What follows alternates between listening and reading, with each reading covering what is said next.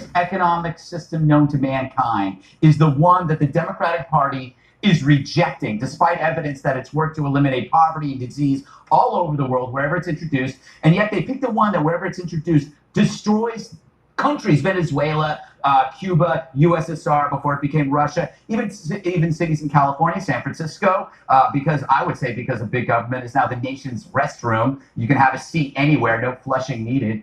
So I think go for it all the way. And also, I think they're a great team. They're like a buddy cop show. They're like a buddy cop socialist show. They do look good together, I have to admit. Juan, socialists aren't very good at math.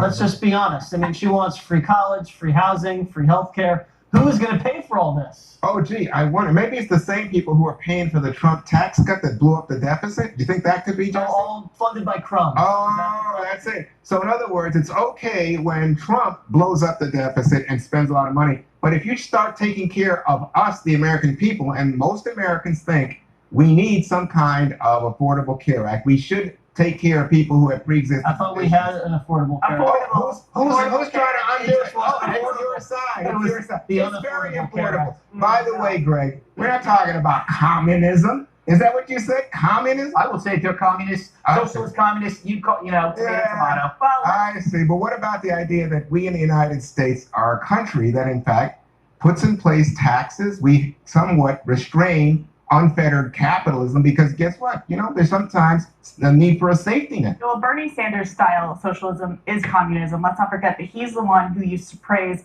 bread lines in South America as an example of how government is actually working for the people, as people are starving, standing in line, waiting for the little crumb, literally, that the government is going to give them. I love that Elizabeth Warren is trying to argue that people are trying to work 3 or 4 jobs just to earn a living, when Democrats and socialists in their party have made it impossible for regular everyday Americans to make a living by implementing minimum wage laws, which have now turned places like McDonald's, where people get their first step into robotic institutions where you order from a machine rather than a teenager who can then go on and get a good job in life. They are also the same party who has implemented things like occupational licensing. You have to have a permit to be a child care specialist. You have to have a permit to pluck someone's eyebrows. They are the ones who make it impossible for people to actually go outside of the system and make the money that they want to make on their own. So in terms of regulation, Elizabeth Warren and the socialists are the ones who actually put workers down in this country and want to implement a socialist system